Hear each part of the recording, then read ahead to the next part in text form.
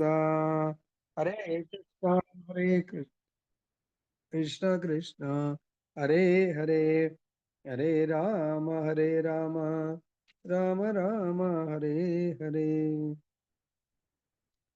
जय बोलो श्रीमद् भगवद गीता की जय, श्री श्री राधारमण लाल की जय, जगन्नाथ बलदेव सुभद्रा महारानी की जय, गौर निताय भगवान की जय, जगत गुरु श्रील ప్రభుపాద की जय, శ్రీ శ్రీపాద్ గురు మహారాజ్ की जय. ఈరోజు మనం చర్చించబోయే అంశము జ్ఞానం గురించి శ్రీకృష్ణుడి అభిప్రాయం మనం ఈరోజు తెలుసుకుందాం. సో భగవంతుడు అసలు జ్ఞానం అంటే ఏంటి, దేన్ని జ్ఞానం అంటారు, దేన్ని అజ్ఞానం అంటారు అనేది మనకు బోధిస్తున్నారు. ముఖ్యంగా మనము 4వ అధ్యాయం ప్రకారము, అదేవిధంగా 18వ అధ్యాయం ప్రకారము మనకు జ్ఞానంలో కూడా 3 రకాలు: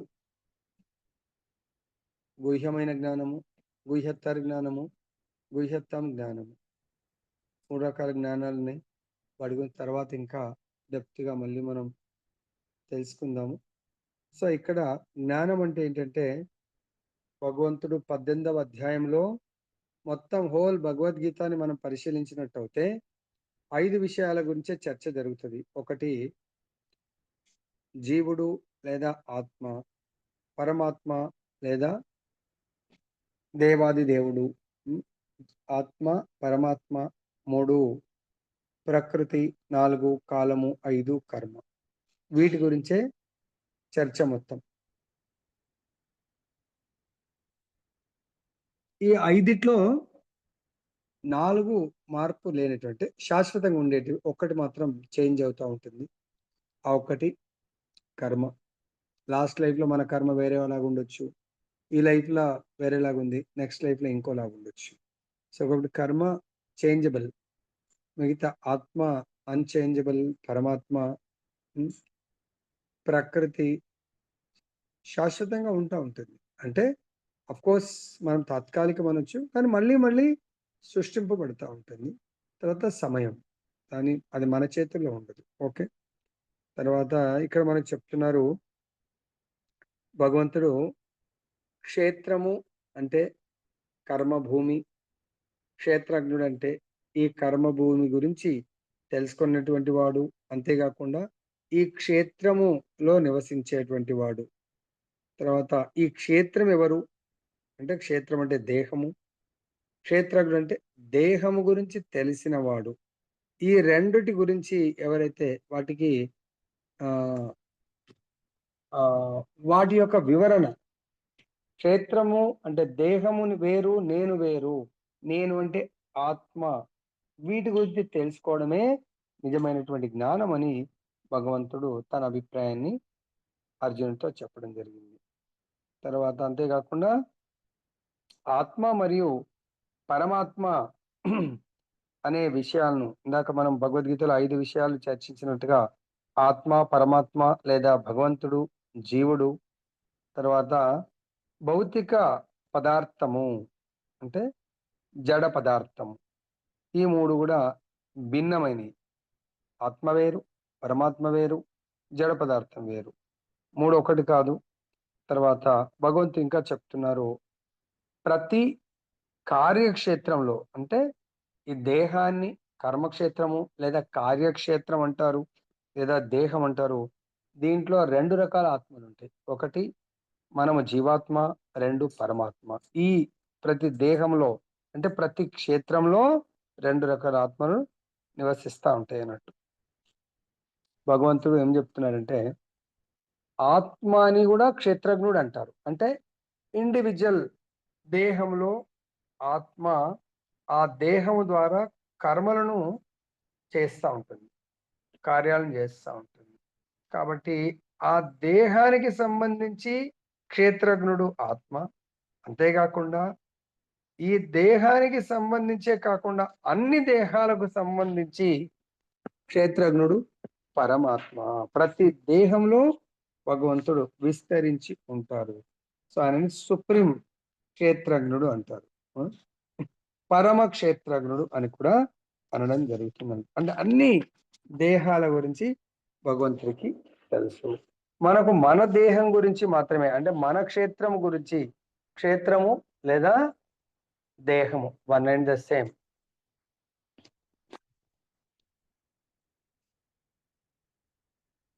తర్వాత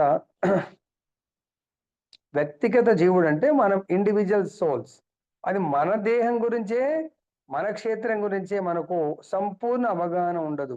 అటువంటిది ఇతర దేహాల గురించి అవగాహన, ఇతర దేహాల గురించి తెలుసుకోవడం అనేది చాలా కష్టం. కానీ భగవంతుడు అన్ని దేహాల్లో, అంటే అన్ని క్షేత్రాల్లో ఏకకాలంలో ఉంటాడు కాబట్టి అన్ని క్షేత్రాల గురించి భగవంతుడికి తెలుసు. లైక్ ఎగ్జాంపుల్ మనం తీసుకున్నట్టయితే ప్రభుపాల వారు ఎగ్జాంపుల్ ఇచ్చాడు. ఒక రాజ్యంలో రాజు, ఇప్పుడైతే రాజు లేరు, ఇప్పుడు ప్రైమ్ మినిస్టర్, ప్రెసిడెంట్, అంటే ప్రజాస్వామ్యం కాబట్టి ఆ విధంగా ఉంది. పూర్వకాలం రాజులు ఉన్నప్పుడు ఒక రాజుకు ఆ రాజ్యంలో ప్రతి ఒక్కరి గురించి ఐడియా ఉంటుంది. కానీ ఆ రాజ్యంలో ఉన్న పౌరుడికి తన గురించి, తన ఫ్యామిలీ గురించి ఐడియా ఉంటుంది కాబట్టి మిగతా అందరి గురించి ఐడియా ఉండదు. ఎందుకు? ఎవరి ఇన్కమ్ ఏంటి, ఎవరు ఎక్కడున్నారు, ఎవరు ఏం పని చేస్తున్నారు, ఇది మొత్తం కూడా రాజుకు తెలుసు. కానీ రాజు, ఎందుకంటే రాజ్యం మొత్తానికి యజమాని రాజు. అదే పౌరుడు కూడా యజమాని. దేనికి? తన దేహానికి యజమాని, తన ఇంటికి యజమాని. సో కాబట్టి అందరి గురించి ఆ యొక్క పౌరుడికి తెలియకపోవచ్చు. అదేవిధంగా దేవాది దేవుడు కృష్ణ భగవానుడు సకల దేహాలు, అంటే అన్ని దేహాలకు కూడా యజమాని, అన్ని దేహాల గురించి సంపూర్ణంగా ఎరిగినటువంటి వాడు. ఎందుకు? అన్ని దేహాలు అంటే ఆ దేహాల యొక్క విస్తరణ. దేహము అంటే మనం కూడా చిన్నప్పుడు చూస్తూ ఉంటాము.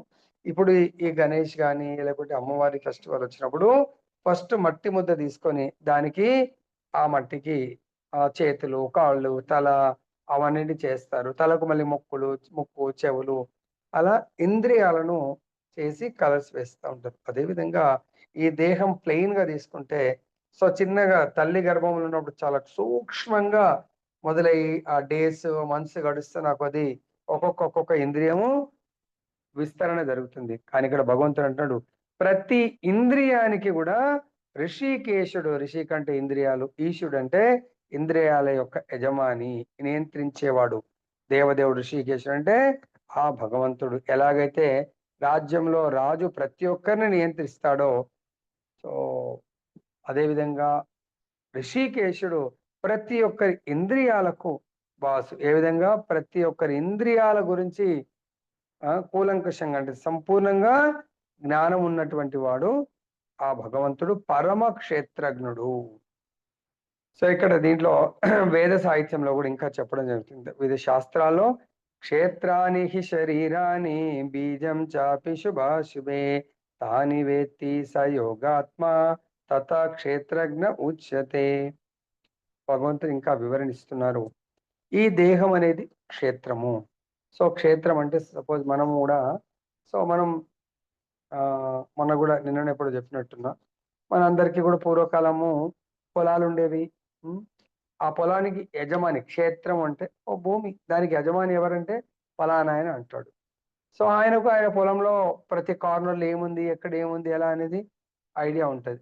అదే విధంగా ఈ దేహములో నేనున్నాను కాబట్టి ఈ దేహం గురించి నాకు కొంత ఐడియా ఉంటుంది. సంపూర్ణ అవగాహన కూడా నాకు లేదు. ఎందుకు? నేను ఈ దేహానికి యజమానిగా ఫీల్ అవుతా ఉంటాను. కానీ భగవంతుడు నిజమైనటువంటి యజమాని, నేను సెకండరీ, గౌణ యజమాని. అంటే నేను యజమానిగా డిక్లేర్, లైక్ ఎవరన్నా, దీనికి చిన్న ఎగ్జాంపుల్, ఎవరి ప్రాపర్టీ గురించి మనం ఏదన్నా సేల్ పెట్టామనుకోండి, ఆ ప్రాపర్టీ సేల్ చేయాలనుకునే వాళ్ళు విదేశాల్లో ఉన్నారు.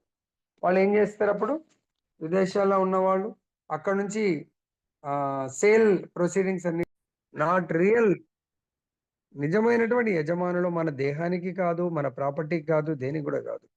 వీటన్నిటికీ కూడా యజమాని ఆ దేవదేవుడు కృష్ణ భగవానుడు అని మనం అర్థం చేసుకోండి. సో కాబట్టి భగవంతుడు ఏం చేస్తాడంటే, దీన్ని కొంతకాలం పవర్ ఆఫ్ అటార్నీ కూడా 1 year కొరకు 2 years కొరకు ఇచ్చామనుకోండి, దాని తర్వాత ఆయన పవర్ అయిపోతుంది. అదేవిధంగా ఈ క్షేత్రము అనబడే దేహాన్ని భగవంతుడు కొంతకాలం కొరకే ఇస్తాడు. ఆ కొంతకాలంలో కూడా ఎందుకు ఇచ్చాడు భగవంతుడు అనేది మనకు తెలిసి ఉండాల. మనకు పవర్ ఆఫ్ అటార్నీ గాని, లేకుంటే మన ప్రాపర్టీ ఎవరికన్నా లీజ్‌కి ఇస్తే, అది కూడా 1 ఇయరో, 2 ఇయర్స్‌కో ఇస్తాం. దాని తర్వాత ఆ లీజ్ ఆ డేట్ అయిపోయిన తర్వాత వాళ్ళకి దాని మీద ఎటువంటి అధికారం ఉండదు లీజ్ తీసుకున్న వాళ్ళకి. కాబట్టి మన దేహం గూడా 6 మార్పులతో కూడుకున్నటువంటి దేహాన్ని నీకిస్తున్నా అని మనకు భగవంతుడికి అగ్రీమెంట్.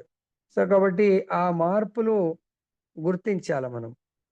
ఇప్పుడు సపోజ్ నేను ఏ మార్పు సో, భగవంతుడు మనకు ఈ 6 రకాల మార్పులతో కూడుకున్నటువంటి దేహాన్ని అంటే క్షేత్రాన్ని మనకు ప్రసాదించారు.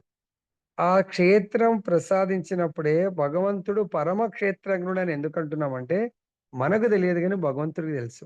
ఇచ్చినప్పుడే తల్లి గర్భంలో అహం బీజ ప్రదాత భగవంతుడు మనని ఒక సపోజ్ ఈ వర్షాకాలం వచ్చినప్పుడు మనం విత్తనాలు ఎలా నాటుతాము, ఆ రైతుకు తెలుసు. ఎక్కడెక్కడ ఏ విత్తనాలేయాలా, మళ్ళా మధ్యలో కొన్నిసార్లు మధ్య వరుసలో గూడా ఇంకా వేరే విత్తనాలేస్తా ఉంటారు. లేదంటే పొలం దగ్గర గట్టుల మీద వేరే విత్తనాలేస్తారు. ఏవి? పప్పు ధాన్యాలకు సంబంధించినవి. దాంట్లో పొలమేస్తారు. ఇక్కడ కందిపప్పు గాని ఇంకేమైనా విత్తనాలేస్తా ఉంటారన్నట్టు. ఆ విధంగా భగవంతుడు ఆ క్షేత్రంలో, భూమిలో. అప్పుడు ఆ భూమాత ఏం జేస్తది? ఆ చెట్లని మొలకెత్తేట్టు జేస్తుంది. అదే విధంగా తల్లి యొక్క యోనిలో భగవంత్ కృప వల్ల ఒక బీజ రూపంలో భగవంతుడు ఆత్మని అక్కడ నాటడము. సో, అప్పుడు భగవంతుడు ఆ స్త్రీ మాతృమూర్తికి ఏం వరమిచ్చాడంటే భూమాతకి ఏం వరముంది? భూమిలో నాటినటువంటి ప్రతి విత్తనము గాలి, నీరు తగిలిందంటే ఆటోమేటిక్‌గా మొలకెత్తినట్టుగా సో, ఆ బీజానికి ఏమిస్తుంది? తల్లి యోని గర్భము సో, దేహాన్ని ఇవ్వడం జరుగుతుంది. సో, అది గూడా ఎవరు? ఆ మెకానిజం లోపలంతా గూడా భగవంతుడిదే అరేంజ్‌మెంట్. తల్లి యోని అది కేవలం లైక్ ఇంతకుముందు కూడా చెప్పాను. సో, కోడి గుడ్లు అక్కడిక్కడ పెడితే, అవి అక్కడే అలానే గూట్లలో ఉన్నాయనుకోండి, అది ఎప్పటికి గూడా ఒక ఆ గుడ్డు అండం కాస్త పిల్లగా అవ్వాలంటే, దానికో అరేంజ్‌మెంట్ కావాల. ఒక గంపలో సో, ఎండుగడ్డి వేసి, అన్నింటి పెట్టి, కోడి రోజు కొంతసేపు వాటి మీద చూడండి, మామూలుగా మనం కొంచెం వజన పెడితే గుడ్డు పగిలిపోతుంది. కోడి వాటి మీద కూర్చుంటది గానీ, ఒక్క గుడ్డు కూడా పగలదు. అది భగవంతుడి యొక్క ఆశ్చర్యకరమైనటువంటి ఆ! సో, ఆశ్చర్యకరమైన విషయం. అది 21 డేస్ తర్వాత అవన్నిట్లోంచి కూడా సో, ఒక జీవం తయారైనట్టుగా భగవంతుడు ఈ 6 రకాలైనటువంటి మార్పులు ఎప్పుడు, ఎలా, ఏ విధంగా మార్పు చెందాలనేది భగవంతుడికి సంపూర్ణంగా తెలుసు. అది భగవంతుడు అందు గురించే పరమ క్షేత్రజ్ఞుడు. మనం మన గురించే మనకు తెలీదు. మనం తల్లి యోనిలో ఎలా పెరిగామో, ఎలా మనం ఈ శరీరాన్ని డెవలప్ జేసుకున్నామో, మనకెవరికన్నా ఏమైనా గుర్తుందా? తల్లి గర్భంలో విషయం. చిన్నప్పటిదే ఫస్ట్ బర్త్‌డే చక్కగా గుర్తుండదు. సెకండ్ బర్త్‌డేది గుర్తుండదు. ఇంకా అంత దూరం ఎక్కడ గుర్తుంటుంది మనకు? కాబట్టి భగవంతుడు ఇక్కడ సుప్రీం పరమ క్షేత్రజ్ఞుడు భగవంతుడు. ఈ విధంగా ఎవరైతే సర్వక్షేత్రజ్ఞుడు లేదా పరమ క్షేత్రజ్ఞుడు. మరి ఈ క్షేత్రానికి దయచేసి ఇప్పుడు చెప్పండి. ఎవరు నిజమైనటువంటి నా దేహానికి ఎవరు యజమాని? నేనా? భగవంతుడే యజమాని. మరి ఆయన భగవంతుడు ఇచ్చినప్పుడే మనం గదా ఒక మన హౌస్ గాని, మన ల్యాండ్ గాని ఎవరికైనా లీజ్‌కిచ్చినప్పుడు డేట్ అదంతా ఎంఓయూ మనం అంతా గూడా అగ్రీమెంట్ చేసుకున్నట్టుగా దీనిది గూడా ఈ దేహానిది గూడా అగ్రీమెంట్ అయిపోతుంది. సో, మనకు మరణం క్షీణించిపోవడం అంటే ఏదో వ్యాధి రావటము. సో, దాని ద్వారా క్షీణించడం మొత్తం నశించిపోవడానికి మనం దగ్గరవుతా ఉంటాం. మన అగ్రీమెంట్ ఉంది మనకు భగవంతుడికి. కాకపోతే దయచేసి ఎంతో కష్టపడి ఏదో బిజినెస్ జేసుకోవాలని మార్కెట్‌లో మంచి షాప్ తీసుకుంటాము. 1 ఇయర్ కొరకు. కానీ 1 ఇయర్ షాప్ తీసుకొని డబ్బులు కట్టి అన్నీ కట్టి షాప్‌లో నా మెటీరియల్ తేలేదు. నా బిజినెసే స్టార్ట్ చేయలేదు. అప్పుడు ఆయన ఏం చేస్తాడు లాభం లేదని చెప్పి నెక్స్ట్ ఇయర్ మన దగ్గర లాక్కొని వేరేళ్ళకిచ్చేస్తాడాయన. అదే విధంగా జస్ట్ ఎగ్జాంపుల్ చాలా సులభంగా అర్థం చేసుకోండి. మనకి ఈ దేహాన్ని భగవంతుడు ఏదో బిజినెస్ చేసుకొని సో, బాగుపడతాడు. అంటే ఈ 6 రకాల మార్పులతో కూడుకున్నది అగ్రీమెంట్. యెస్. పర్వాలేదండి నాకివ్వండి. ఒక 1 ఇయర్ కొరకు ఇవ్వండి అని మార్కెట్‌లో ఒక షాప్‌ని తీసుకొని అతి కష్టంతో స్పెషల్ రికమెండేషన్స్ తీసుకొని బాగా డెవలప్ అవుదాం అనుకుంటే తీసుకున్న రోజే గాని ఏ ఒక్కరోజు నా మెటీరియల్ తేలేదు, షాప్ ఓపెన్ చేయలేదు, బిజినెస్ చేయకపోతే లాభం లేదని జెప్పేసి ఆయన ఇంక మళ్ళీ ఎందుకంటే ఆ షాప్ అట్లనే క్లోజ్ ఉందనుకోండి. ఆయన యొక్క ఆహ్, ఆ షాపింగ్ కాంప్లెక్స్ వెలువబోతుంది. అదే విధంగా మనం ఈ దేహము గూడా ఆ బిజినెస్ ఎలా చేయక షట్టర్ ఓపెన్ చేసి లేకుండా ఓపెన్ చేశాడు కానీ ఏమీ వస్తువులు లేవు, ఏం పెట్టలేదు అనుకోండి, లాభం లేదు. అలాగే ఈ దేహముతో ఏదైతే అగ్రిమెంట్ తో ఈ దేహం తీసుకున్నామో ఆ అగ్రిమెంట్ ప్రకారం మనం ఈ దేహాన్ని ఉపయోగించకపోతే సో భగవంతుడు సర్వక్షేత్రజ్ఞుడు, ఆయనకు మళ్ళీ ఇటువంటి దేహం వస్తుంది అనేది కూడా గ్యారెంటీ ఉండదు. అందు గురించి క్షేత్రము క్షేత్రజ్ఞుడికి పరమ క్షేత్రజ్ఞుడికి మనము భేదాన్ని తెలుసుకోవాలా. క్షేత్రం అంటే ఈ దేహము, లేదంటే విశ్వదేహము, లేదంటే క్షేత్రజ్ఞుడు అంటే ఇండివిజువల్ ఆత్మ, పరమ క్షేత్రజ్ఞుడు అంటే పరమాత్మ అని మనం అర్థం చేసుకోవచ్చు. ఈ విషయాన్ని ఎవరైతే పరిపూర్ణంగా అర్థం చేసుకుంటారో అదే నిజమైనటువంటి పరిపూర్ణ జ్ఞానం అని చెప్పేసి భగవంతుడు ఇక్కడ తన అభిప్రాయాన్ని వ్యక్తపరుస్తా ఉన్నారు. తర్వాత ఆత్మ పరమాత్మ ఇద్దరు ఒకటే అయినా భిన్నమని అర్థం చేసుకోవడమే నిజమైనటువంటి జ్ఞానము. ఆత్మ పరమాత్మ ఇద్దరు ఒకటే కానీ భిన్నము. ఒకటే ఏ విధంగా? గుణ రూపంలో ఒకటే. మనకు భగవంతుడికి గుణ రూపంలో ఒకటిగానే ఉంటాము. ఎట్లా? ఆత్మ సచ్చిదానందము, భగవంతుడు సచ్చిదానందము. సో ఆత్మ భగవంతుణ్ణి సేవించాలనుకుంటుంది. సో ఆత్మ ఎప్పుడు భగవంతుడితో ఉండాలనుకుంటుంది. భగవంతుడు కూడా తన యొక్క పరం ఆత్మ తన ఆత్మలతో ఉండాలనుకుంటాడు. భగవంతుడు తనని నమ్ముకున్నటువంటి ఆత్మలకు ఆనందాన్ని ఇవ్వాలనుకుంటాడు. ఏ విధంగా? ఏ ఆత్మ అయితే తనను సేవించడానికి వస్తుందో సేవల్ని స్వీకరించి వారికి ఆనందాన్ని ఇస్తాడు. ఆత్మలు ఏం చేస్తాయంటే పరం తను కూడా ఆనందం పొందటమే. భగవంతుడు ఆనందాన్ని అనుభవిస్తాడు, ఆత్మ కూడా. ఇద్దరు. ఆత్మనేమో భగవంతుని సేవిస్తూ ఆనందాన్ని అనుభవిస్తుంది. భగవంతుడు ఆ సేవ యొక్క అవకాశాలను కల్పిస్తూ సేవని స్వీకరించి ఆనందాన్ని ప్రసాదిస్తూ ఉంటాడు భగవంతుడు. ఈ విధంగా భగవంతుడు ప్రేమ పురుషోత్తముడు, ఆత్మ కూడా ప్రేమనే. ఆత్మ ఎప్పుడు కూడా ఆత్మ లెవెల్లో అందరినీ ప్రేమించడమే తెలుసు కానీ ద్వేషించడం తెలియదు. భగవంతుడు కూడా ప్రతి ఒక్కరిని ప్రేమిస్తాడు. ప్రతి ఒక్కరి మిత్రుడు. ఆత్మ లెవెల్లో కూడా ప్రతి ఒక్కరి మిత్రుడు. సో ఈ విధంగా ఆ, సో సమానత్వం ఆత్మకు ఉంటుంది, పరమాత్మకు ఉంటుంది. తర్వాత ఎవరిని నిందించడు. సో ఎవరి పట్ల కూడా మిత్ర శత్రుత్వాన్ని కలిగి ఉండడు. ఆత్మ లెవెల్లో జీవుడు, పరమాత్మ లెవెల్లో కూడా ఆ విధంగానే ఉంటారు.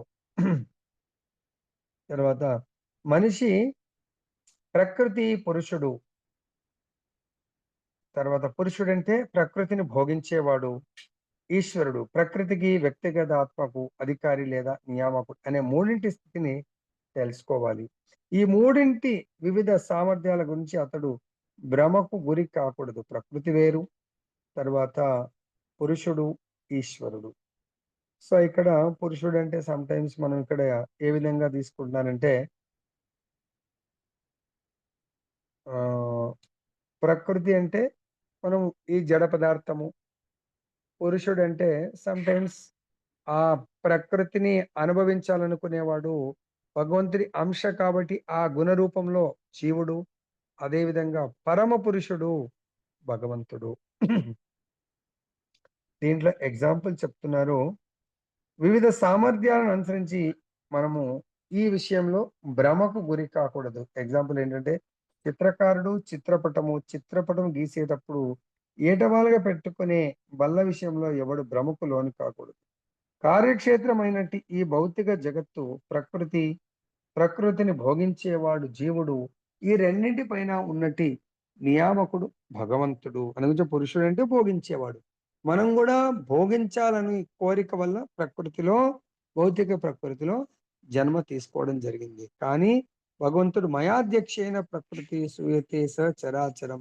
ఈ ప్రకృతి నా అధ్యక్షతన నడుస్తూ ఉంటుంది అని భగవంతుడు చెప్తున్నాడు. భోక్తా భోగ్యం ప్రేరితారం చ మత్వా సర్వం ప్రోక్తం త్రివిధం బ్రహ్మమేతద్. ఇది శ్వేతాశ్వతర ఉపనిషత్తులో చెప్పడం జరిగింది. ముగ్గురు బ్రహ్మములు ఉంటారు. ఒకటి కర్మక్షేత్రంగా ప్రకృతి, కర్మక్షేత్రాన్ని కూడా అనబడే ప్రకృతి కూడా బ్రహ్మమే. తర్వాత ఈ ప్రకృతిని నియంత్రించేందుకు, ప్రకృతిని కంట్రోల్ చేయేందుకు, ప్రకృతిని అనుభవించేందుకు ప్రయత్నం చేసేటువంటి జీవుడు కూడా బ్రహ్మమే. వీళ్ళిద్దరిని, ప్రకృతిని మరియు జీవుణ్ణి కూడా నియంత్రించేటువంటి వాడు పరబ్రహ్మము, పరమాత్మ కూడా బ్రహ్మమే. సో కాబట్టి ఈ ఇద్దరు అంటే జీవుడు, పరమాత్మ ఇద్దరు కూడా ఆ క్షేత్రజ్ఞులే. ఒక క్షేత్రజ్ఞుడు అంటే జీవుడు పతనము చెందేవాడు, పరమాత్మ పరమ క్షేత్రజ్ఞుడు పతనము చెందనిటువంటి వాడు. ఎందుకు జీవుడు పతనం చెందుతాడంటే, జీవుడు ఒకవేళ ఈ కర్మక్షేత్రాన్ని ఉపయోగించి భోగించడానికి కర్మలు చేస్తే పతనం అవుతాడు. భగవంతుని భోగింపజేయడానికి కర్మలు చేస్తే ఉద్ధరింపబడతాడు. కానీ భగవంతుడు ఆల్ ద టైం ఎప్పుడు కూడా అచ్యుతుడు. అచ్యుత అంటే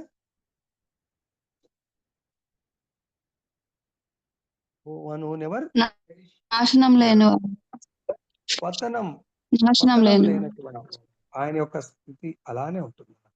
కానీ జీవుడి యొక్క స్థితి ఒకసారి పతనము, ఒకసారి ఉద్ధరణ, అలా అప్ అండ్ డౌన్ జరుగుతూ ఉంటాయి. కాబట్టి ఆ భగవంతుడు ఎప్పటికీ పతనము లేనటువంటి వాడు. జీవుడు ఈ ఇండివిజువల్ క్షేత్రంలో ఉండేటువంటి క్షేత్రకుడు పతనము చెందే అవకాశం ఉంటుంది. కాబట్టి భగవంతుడు ఇక్కడ చెప్తున్నారు, ఒకడు ఉన్నతుడు మరి ఒకడు అధీనుడు, ఇద్దరు క్షేత్రములు ఒకటే సమానమనే అని అనుకునేవాడు. నేను కూడా కర్మక్షేత్రాన్ని ఎరిగిన క్షేత్రజ్ఞుడివి అని ఎవరైతే భావిస్తారో వాళ్ళు భగవంతున్నే ఎదిరించినటువంటి వాళ్ళు. ఏ విధంగా అయితే ఎగ్జాంపుల్, త్రాడును పాము అని పొరపాటు పడే వాడు జ్ఞానవంతుడు కాడు. నానా రకాల దేహాలు ఉన్నాయి, నానా రకాల దేహ యజమానులు. ప్రతి వ్యక్తిగత జీవునికి ప్రకృతిపై ఆధిపత్యం చెలాయించడానికి వ్యక్తిగత సామర్థ్యం ఉన్నది కాబట్టి వివిధ దేహాలు ఉన్నాయి. కానీ భగవంతుడు వాటిలో నియామకునిగా ఉన్నాడు. చ అనే పదం చాలా ప్రధానమైంది, సమస్త దేహాలను సూచిస్తుందని శ్రీల బలదేవ విద్యాభూషణుల వారి అభిప్రాయము. వ్యక్తిగత జీవునికి విడిగా ప్రతి దేహంలోనూ శ్రీకృష్ణుని పరమాత్మగా నిలిచి ఉన్నాడు శ్రీకృష్ణుడు. ఇక్కడ శ్రీకృష్ణుడు స్పష్టంగా చెప్పబడినట్లు పరమాత్ముడే క్షేత్రము, పరిమితుడైన భోక్త, రెండింటికి అంటే క్షేత్రానికి తర్వాత పరిమితమైనటువంటి భోక్త కూడా యజమాని ఆ భగవంతుడు, దేవాది దేవుడు. అంటే దీంట్లో మనము క్లారిటీ తెచ్చుకోవాలా. అసలైన విషయం ఏంటంటే, ఇప్పుడు క్షేత్రము, క్షేత్రజ్ఞుడు, పరమ క్షేత్రజ్ఞుడు అని మనం చాలా చెప్పుకుంటా ఉన్నాము కదా. కానీ ఇక్కడ అసలైన విషయము, అసలు భగవంతుడు అంటే ఎవరు, భగవంతుడు అంటే మరి ఏమైనా క్లారిటీ, ఇంతగా చర్చిస్తున్నాం కదా, భగవంతుడు అంటే క్లారిటీ ఎప్పుడన్నా ఇది నోట్ చేసుకోవాలి. శ్రీమద్ భాగవతం 3.3వ స్కందము 24వ అధ్యాయము 32వ శ్లోకం. మీ దగ్గర భాగవతం ఎవరిదైనా ఉంటే శ్రీమద్ భాగవతం ప్రకారము 3వ స్కందము 24వ అధ్యాయం 32వ శ్లోకంలో ఐశ్వర్యము, బలము, కీర్తి, సౌందర్యము, జ్ఞానము, లాస్ట్గా వైరాగ్యము, ఏకకాలంలో ఈ 6 ఐశ్వర్యాలు పరిపూర్ణంగా ఎవరైతే కలిగి ఉన్నారో వారిని భగవానుడు అంటారు. అదేవిధంగా విష్ణు పురాణం 6.5.47 ప్రకారం చెప్తున్నారు, పరాశరముని చెప్పిన విధంగా ఐశ్వర్యస్య సమగ్రస్య వీర్యస్య యశస శ్రీయః జ్ఞాన వైరాగ్య శైవ షణ్ణాం భగ ఐతిమ్రణ. సో ఇది దీని ప్రకారం కూడా సేమ్ ఈ 6 రకాలైనటువంటి ఐశ్వర్యాలు ఏంటవి? ఐశ్వర్యం అంటే సంపత్తి, బలం, కీర్తి, సౌందర్యం, జ్ఞానం, వైరాగ్యం ఎవరి దగ్గర ఉంటే వాళ్ళు. ఇదే కాకుండా ఇంకా మనకు భగవంతుడు, అసలు భగవంతుడిని ఎవరిని అంటారు అనే పేరుతో సహా చెప్పడం జరిగింది. ఏ శ్లోకంలో అది తీసుకోవచ్చు. సో జయ బలో గ్రంథరాజ్ శ్రీమద్ భగవద్గీత की जय, श्री श्री राधारमन लाल की जय, जगन्नाथ बलदेव सुभद्रा महारानी की जय, गौर निताय भगवान की जय, जगत गुरु श्री प्रभुपाद की जय, श्री श्रीपाद गुरु महाराज की